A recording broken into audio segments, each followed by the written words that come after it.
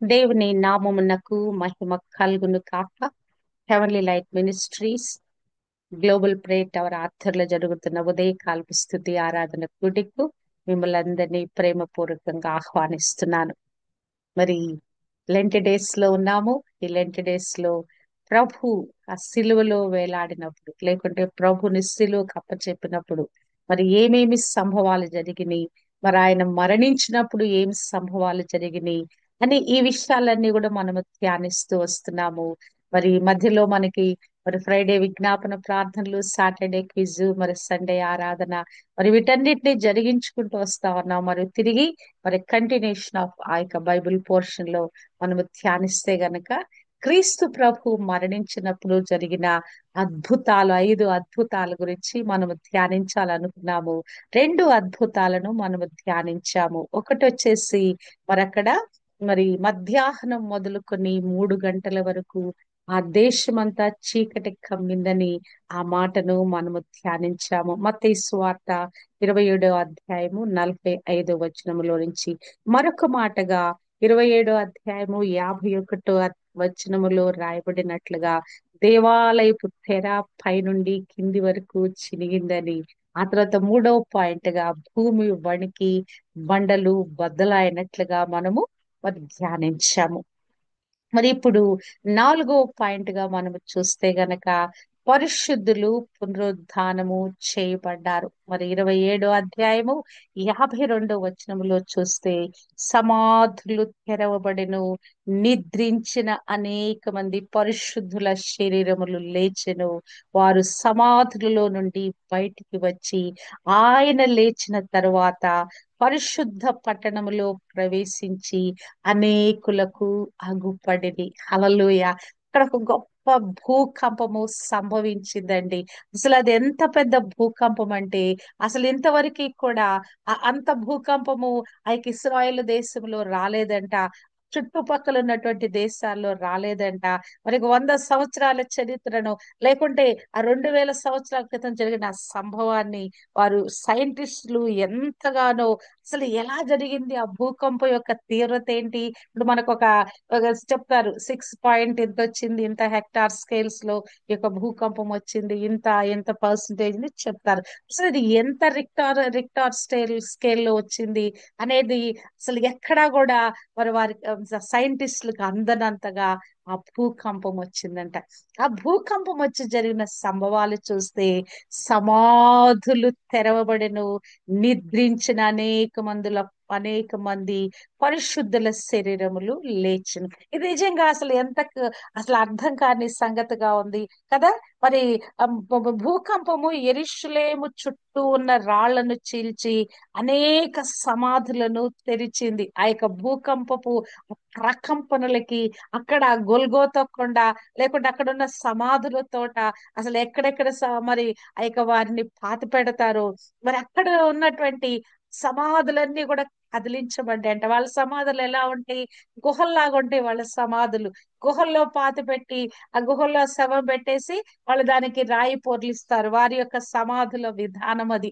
మనకులాగా భూమి తవ్వి భూమిలో పాతి పెట్టే పరిస్థితి కాదు అక్కడ. అక్కడంతా కూడా రాళ్ల ప్రదేశం గనక ఆ యొక్క కొండలను, అదే ఆ గుహలను అవన్నీ కూడా మలిచి వాడు సమాధిగా ఆ శవం పెట్టడానికి వీలుగా అవన్నీ కూడా వాళ్ళు సిద్ధపరచుకుంటారు.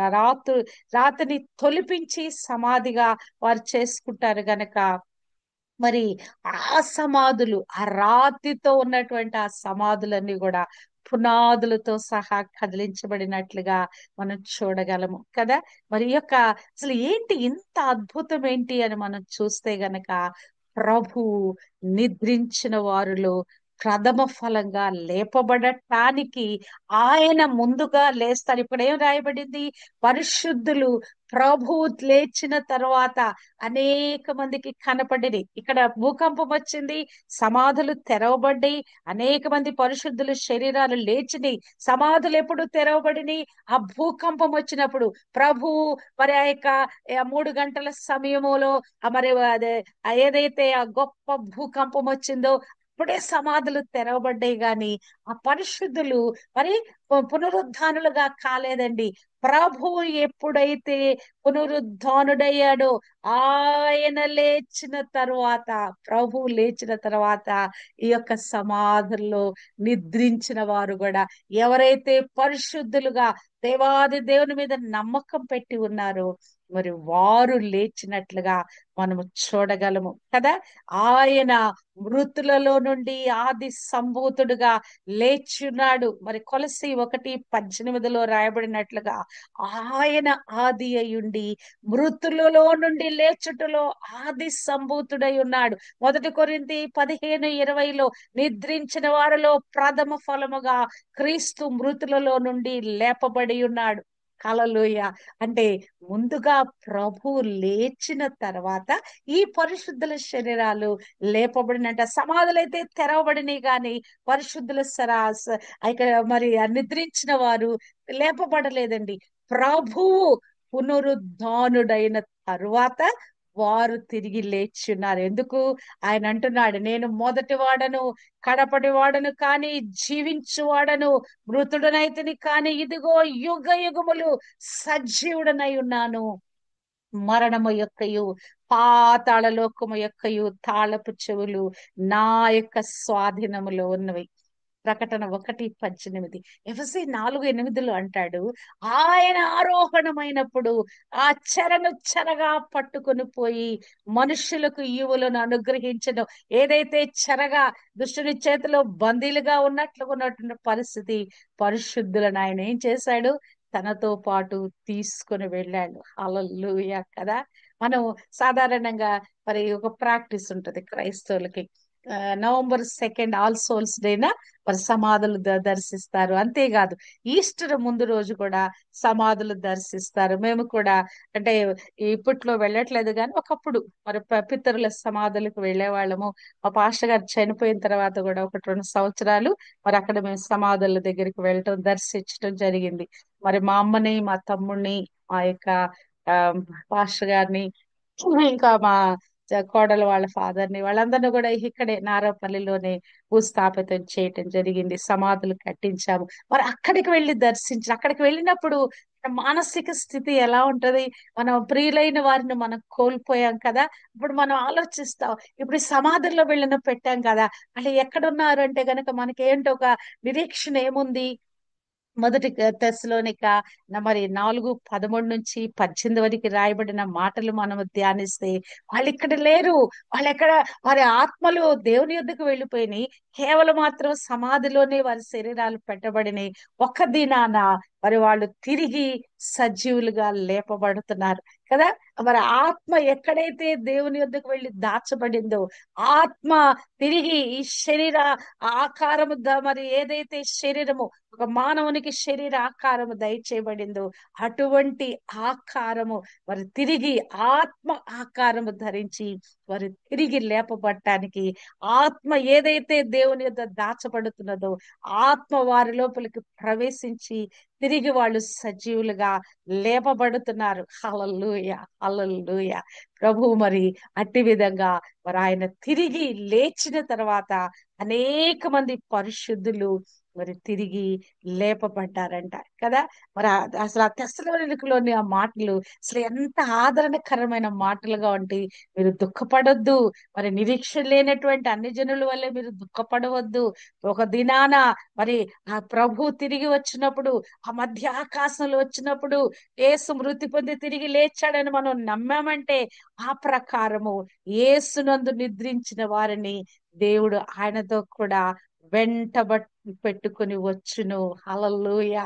అప్పుడు క్రీస్తునందు మృతులైన వారు మొదట లేతురు, తర్వాత సజీవులమైండు మనము ఏకంగా ప్రభుని కలుసుకోవటానికి ఆకాశ మండలం మీద మేఘముల మీద కొనుక్కోబడతాము. సదాకాలము ప్రభుతో ఉంటాము.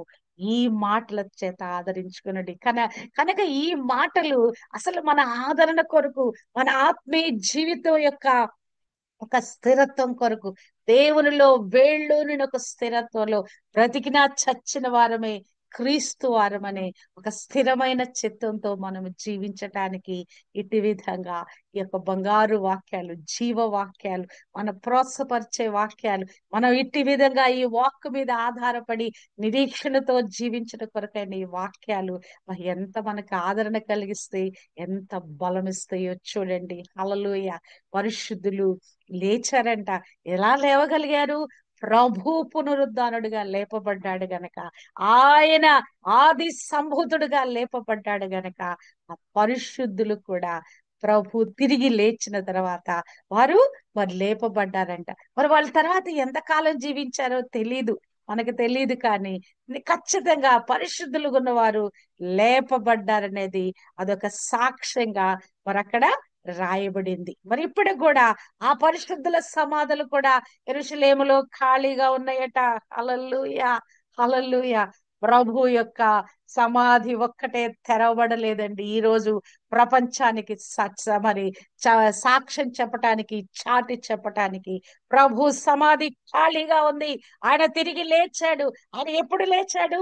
మూడవ దినాన లేచాడన్న దానికి సాక్ష్యం ఉన్నది.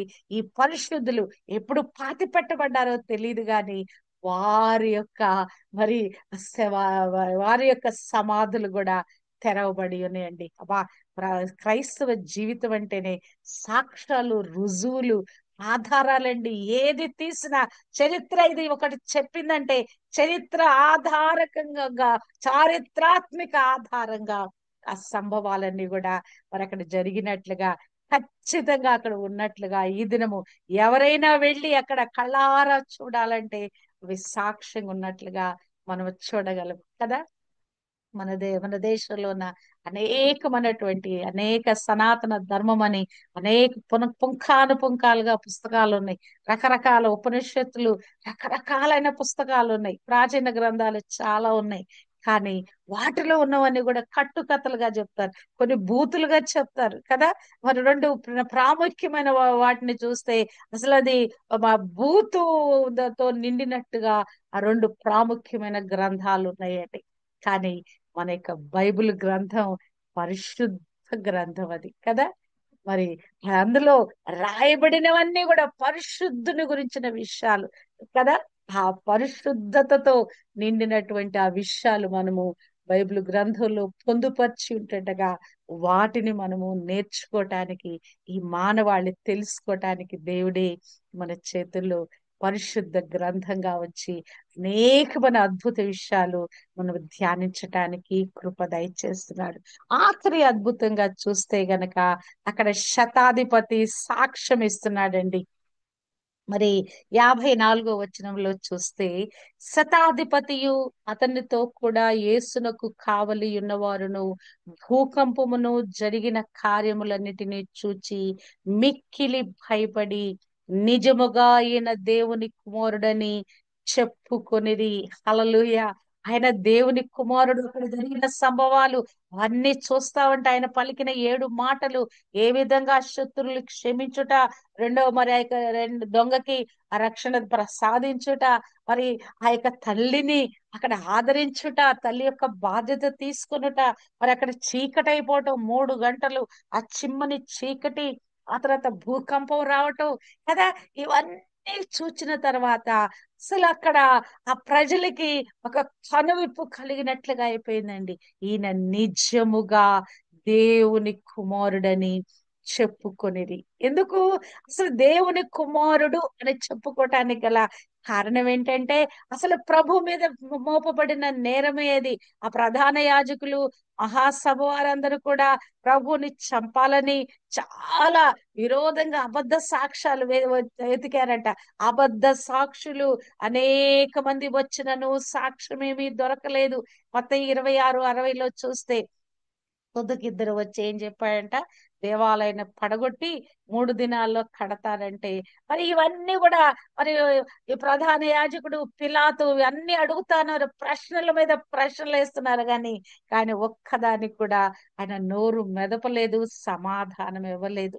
ఇప్పుడు ప్రధాన యాజకుడు ఏమంటాడంటే, మరి క్రీస్తు ప్రభును చూచి నీవు దేవుని కుమారుడవైన క్రీస్తువైతే ఆ మాట మాతో చెప్పుమని జీవము గల దేవుని తోడని నీకు ఆనబెట్టుచున్నానను అనెను. అందుకు యేసు నీవన్నట్టే అనెను. అక్కడ ఇక ప్రధాన యాజకుడు ఇక కోపం పట్టలేకపోతున్నాడు, అసహనం వచ్చేస్తుంది. అక్కడ ఎన్ని విధాలుగా అబద్ధ సాక్ష్యాలు ఆయన మీద మోపినా కూడా అక్కడ అసలు ఏది చెల్లుబాటు కావట్లేదు. ఏదో సాక్ష్యం చెప్తున్నారు, అది వీగిపోతా ఉంది, కానీ నిరూపణ చేయలేకపోతున్నారు. ఎన్ని అబద్ధ సాక్ష్యాలు చెప్పినా గాని ఆఖరికి ఆయన అంటున్నాడు, నిజంగా నువ్వు దేవుని కుమారుడువా, క్రీస్తువా, ఆ మాట మరి మరి మాతో చెప్పమంటే అందుకు యేసు ప్రభు అంటున్నాడు, నీవన్నట్టే అని. అక్కడ ఆయన నోరు తెరిచి పలికిన మాటలు, ఇది మొదలుకొని మనుష్య కుమారుడు సర్వశక్తుని కుడి పార్శ్వమున కూర్చుండుటయు ఆకాశ మేఘారుడుటయై వచ్చుటయు మీరు చూతురని చెప్పగా, ఇక ప్రభు ఏమి జరగబోతుందో ఆయన చెప్తా ఉన్నాడు. ఆకాశ మేఘారుడై ఒక దినాన నేను రాబోతున్నాను అయ్యా, ఇదిగో మరి దేవుని కుడి పార్శ్వ నేను కూర్చోబోతున్నాను.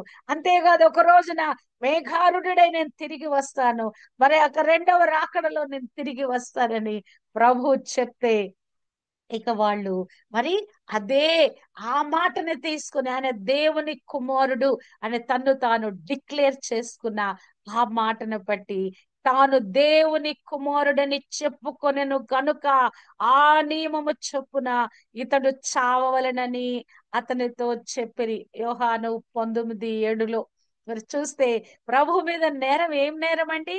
ఆయన దేవుని కుమారుడని తనకు తానుగా చెప్పిన మాటలను బట్టి ఆ మాటల్ని కన్ఫర్మ్ చేస్తూ మరి వారు ఆ మరణ శిక్షను ఆయన మీద అమలు చేయటం జరిగింది. ఈ మాటలన్నీ కూడా ఈ యొక్క సెంచురియన్, ఈ శతాధిపతి విన్నాడండి. ఎవరైనా 100 మంది మీద అధిపతి అయి ఉన్నాడు ఈయన. ఈ 100 మంది మీద అధిపతి అయిన ఈయన ఈ యొక్క ఈ యొక్క మరణ శిక్షను అమలు చేయటానికి ఆ యొక్క రోమా సైనికుల మీద నియమించబడిన వాడు ఆయన. ఆయన ఇవన్నీ చూస్తున్నాడు. ఎప్పుడైతే ప్రభుని సిలువ కప్పచెప్పారో ఆ యొక్క ప్రేతోర్యం అనే ఆ మందిరంలో ప్రభుకు తీర్పు తీర్చి ఉదయం 6 గంటల సమయంలో తీర్పు తీర్చి ఆ సిలువ ఆయన మీద పెట్టి ఆ యొక్క మరి బయలుదేరదీశారు. అప్పటి నుంచి ఆయన ప్రభుని గమనిస్తానే ఉన్నాడు, ప్రభుని చూస్తానే ఉన్నాడు, సంభవాలన్నీ చూచాడు. దాదాపు ఉదయం 6 గంటల నుంచి ఇప్పుడు 3 గంటల సమయం వరకు 6 గంటల నుంచి మరి ప్రభుని గమనిస్తా ఉన్నాడు ఆయన. 6 నుంచి 3 వరకు ఎన్ని గంటల సమయం అండి? 6 నుంచి మరి 9 గంటల వరకు 3 గంటలు, మరి 9 నుంచి 12 గంటల వరకు 3 గంటలు, 12 నుంచి అంటే 9, దాదాపు 9 గంటల నుంచి ఆయన గమనిస్తా ఉన్నాడు. గమనించి గమనించి గమనించి ఈయన మాట్లాడుతున్నాడు. లూకా 23:47 అంటున్నాడు, నిజముగా ఈ మనుష్యుడు దేవుని కుమారుడే. ఆయన మరి ఏదైతే నేరము మోపబడిందో, నజరేయుడైన యేసు దేవుని కుమారుడైన నజరేయుడైన యేసు అని ఏదైతే విలాసము మరి ఆయన తల మీద రాయబడి ఉన్నదో, ఆ జరిగినది చూచి ఆయన అంటున్నాడు, ఈ మనుష్యుడు నిజముగా నీతిమంతుడై ఉండనని చెప్పి దేవుని మహిమపరచెను. ఇంకేం మాట్లాడుతున్నాడండి? నీతిమంతుడని మాట్లాడుతున్నాడు. అక్కడ ఒక సంభవము, మరి అక్కడ పిలాతు చేతులు కడిగేసుకుంటాడు. మరి ఈ యొక్క ఈ దోషం నా మీద, మరి నా కుటుంబం మీద, నా పిల్లల మీద ఉండకుండాను గాక అని ఆయన చేతులు కడిగేసుకుంటాడు. ఎందుకు? వాళ్ళ భార్య కబురు చేసింది కదా, ఆ నీతిమంతుని జోలికి పోవద్దని. అంటే ప్రభువు నీతిమంతుడని అక్కడ రుజువు చేయబడిందండి. మరి పిలాతు భార్యకి దేవుడు బయలుపరిచాడు. ఇక్కడ సెంచురియన్ శతాధిపతి కూడా మరి ఇక్కడ మాట్లాడుతున్నాడు, నిజముగా ఈయన దేవుని కుమారుడు. ఎందుకు అసలు ఇది ఆయన దేవుని కుమారుడు అని ఎందుకు ఆయన అంత కన్ఫర్మ్ గా మాట్లాడుతున్నాడంటే, ఇక్కడ వివాదం అంతా దేవుని కుమారుడైన క్రీస్తేనా కాదన్నది ఇక్కడ వివాదము. ఈ ప్రాముఖ్యమైన వివాదం ఏంటంటే, ఈయన దేవుని కుమారుడైన క్రీస్తు కాదు. ఆయన తను తానుగా డిక్లేర్ చేసుకుంటూ దేవదూషణ చేస్తున్నాడు గనక అందును బట్టి మరి ఇక్కడ ఇంత వివాదం కలుగుతా ఉంది. మనం చూసినట్లయితే ప్రభును సిలువు తీసుకొచ్చి సిలువు వేసిన తర్వాత కూడా 27:41 శాస్త్రులు, పెద్దలు, ప్రధాన యాజకులు ఆయన అపహసిస్తారు. వీడు ఇతరులను రక్షించాడు, తను తాను రక్షించుకొనలేడు, మరి ఇశ్రాయేలు రాజు కదా, మరి మరి ఇట్టి విధంగా దేవుని కుమారుడని చెప్పాడు, మరి ఆయనకి దేవుడికి ఇష్టడైన వాడు కదా, మరి దేవుడు కూడా వారిని తప్పించొచ్చు కదా.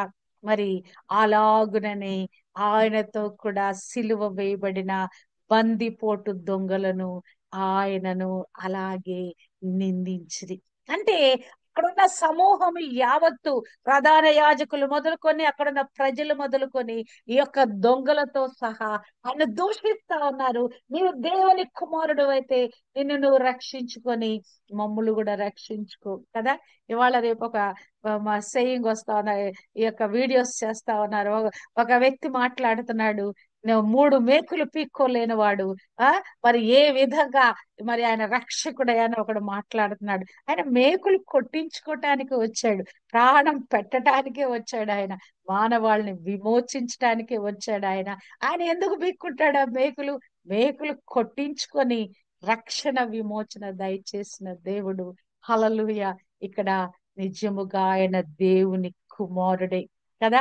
ఆయన ఎంతో మంచి వ్యక్తిత్వం అయి వాడు ఉండొచ్చు, ఒక సైనికుడుగా ఒక మంచి రికార్డు కలిగిన వాడై ఉండొచ్చు, ఆయన కూడా ఒక నీతిమంతుడుగా ఉండొచ్చు. అతను తన యొక్క శతాధిపతుల దాంట్లో ఎంతో ప్రావీణ్యత కలిగిన వాడుగా ఉండొచ్చు. అంతేకాదు ఆయన మరి ఆ మరి ఆ యొక్క ప్రభు గురించి విని ఉండొచ్చు గాని ఇప్పుడు కళ్ళారా చూస్తా ఉన్నాడు. ఆ ప్రభువులో ఎటువంటి నేరము లేదని మరి ఆ యొక్క మాటలన్నీ విన్న తర్వాత నిజంగా అదంతా గమనించి అతనిలో ఒక గొప్ప పరివర్తన మరి జరిగి ఉన్నది అని చెప్పేసి, అతనిలో ఒక పరివర్తన కలిగి ఉండొచ్చు, అతనికి ఒక అండర్స్టాండింగ్ అయి ఉండొచ్చు. నిజంగా ఆయన దేవుని కుమారుడే. ఆ యొక్క ప్రపంచం యావత్తు మానవాళి కొరకు ఆయన ప్రాణం పెట్టిన తీరు సమాప్తమైనదని చెప్పటమే కాదు, తండ్రి నీ చేతికి నా ఆత్మను అప్పచెప్పుకుంటున్నాను, ఆఖరి మాటగా ప్రభు నోటి వెంట వచ్చిన మాట, తండ్రికి ఒక కుమారుడుగా తన ప్రాణ ఆత్మను అప్పచెప్పటం, నా ఆత్మను నీకు అప్పచెప్తున్నానయ్యా అని చెప్పిన ఆ మాటకి ఇక సెంచురియన్ లో, ఈ యొక్క శతాధిపతిలో ఆ యొక్క అండర్స్టాండింగ్ వెలుగుంటదండి. అవన్నీ చూచిన సంభవాలన్నీ ఒక ఎత్తు, ఆఖరిగా ఈ మాట విన్నప్పుడు తండ్రి నా ఆత్మను నీకు అప్పచెప్పుకుంటున్నానని చెప్పిన మాట నిజంగా ఆయన దేవుని కుమారుడే. అబ్బా, నిజంగా ఆయన మాట్లాడుతున్నాడు. మార్కు 15:39 నిజంగా ఈ మనుషుడు దేవుని కుమారుడే అని మాట్లాడుతా ఉన్నాడు. హల్లెలూయా. నిజంగానే ప్రభు మరి ఎవరై ఉన్నాడో మనం గ్రహించగలగాలండి. ప్రభు మన జీవితాలకు ఏమై ఉన్నాడు, ప్రభువును మనం అర్థం చేసుకుంటే దేవుని కొరకు మన స్థిరచిత్తులుగా ఉంటాం, దేవుని కొరకు గొప్ప కార్యాలు చేసేవారు ఉంటాం. తమ దేవుని నెరుగువారు బలము కలిగి గొప్ప కార్యములు చేదురు. మార్కు 15:39 ఆయనకెదురుగా నిలిచిన శతాధిపతి ఆయన ప్రాణము విడుచుట చూచి నిజముగా ఈ మనుష్యుడు దేవుని కుమారుడే అని చెప్పెను. హల్లెలూయా. హల్లెలూయా. ఒక కన్యుడు సాక్ష్యం ఇస్తున్నాడండి. దేని బట్టి సాక్ష్యం ఇస్తున్నాడు? ఆయన చూచిన దాన్ని బట్టి, ఆయన కళ్ళారా చూచిన దాన్ని బట్టి, తన కళ్ళ ఎదుట జరిగిన ఆ యొక్క సంభవాలను చూచి ఆయన మరి యొక్క సాక్ష్యం ఇస్తా ఉన్నాడు కదా. అక్కడ ఉన్నటువంటి ఆ వాతావరణం, జరిగిన సంభవాలు అవన్నీ చూచి ప్రభు తన ప్రాణం పెట్టుట చూచి ఇప్పుడు ఆ శతాధిపతి నోటి వెంట మరి ఆయన ఈ మాట సాక్ష్యం ఇస్తా ఉన్నాడు. హల్లెలూయా. హల్లెలూయా. నిజంగానే ఆ యొక్క ప్రకృతి కూడా మరి అది తట్టుకోలేకపోయింది ప్రభు యొక్క మరణాన్ని. ఆ యొక్క గాఢాంధకార చీకటి కమ్ముట, ఆ యొక్క భూకంపం వచ్చేసిన భూమి కూడా బద్దలైపోయింది. ప్రభు కలుగుతున్న ఆ శ్రమ హింస చూసి భూమి కూడా బద్దలైపోయిందండి. అబ్బా చూడండి, ఆకాశం ఉన్న సూర్యుడు ప్రతిస్పందించాడు, మరి కిందున్న భూమి కూడా ప్రతిస్పందించిందండి. మానవులమైన మనమే ప్రభు యొక్క శిలువ హింసలను గమనించిన వారిగా ఉన్నాం. ఇక్కడ అన్యుడైనటువంటి శతాధిపతి సాక్ష్యం ఇస్తున్నాడు. ఒక బందిపోటు దొంగలో ఒక ఆత్మ పరివర్తన కలిగింది. వారు చూడండి, కానీ ఆ ప్రధాన యాజకులు, ఆ యూదులు మరి మరి ఈ శాపం మా మీద మా పిల్లల మీద ఉండునుగా, కానీ వారు తమకు తాము డిక్లేర్ చేసుకుని శాపగ్రస్తులైపోయారు. మరి చూడండి, మరి ఇటు విధంగా దేవుడు నీకు నాకు కృపిచ్చాడు.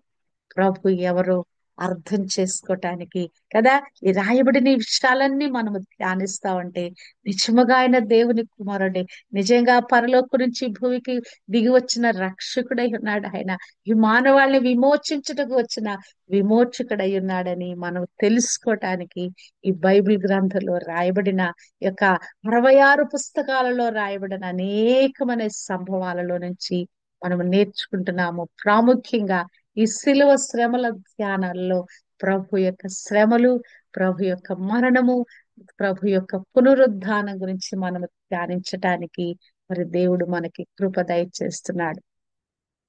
నశించుచున్న వారికి శిలువ సువార్త వ్యర్థము, కానీ రక్షింపబడుచున్న మనకు అది దేవుని శక్తి అయి ఉన్నది. హల్లెలూయా. ఇలాగున ప్రభు మరణ పునరుద్ధారణలను మనము ధ్యానిస్తుండగా ఇంకనూ ఆత్మీయ లోతులోకి వెళ్ళి ప్రభువును హత్తుకున్న వారమై, ప్రభు పోలికలోకి మార్చబడిన వారమై, ప్రభు కొరకే జీవించటానికి మరణించిన బ్రతికిన ప్రభు వారంగా ఆ ముద్రతో మనం జీవించటానికి దేవుడు మనందరికీ కృప దయచేయును గాక. ఆ శతాధిపతి ఒప్పుకున్నట్లుగా ఆయన నిజముగా దేవుని కుమారుడని మనము కూడా మన హృదయాలలో విశ్వసించిన వారమై, ఆ కుమారుడు మరి తిరిగి లేచి ఆ యొక్క మృతి గెలిచిన వారిలో, మరి పునరుద్ధానుడైన వారిలో మరి ఆయన మరి ముందు వరుసలో ఉన్నాడు.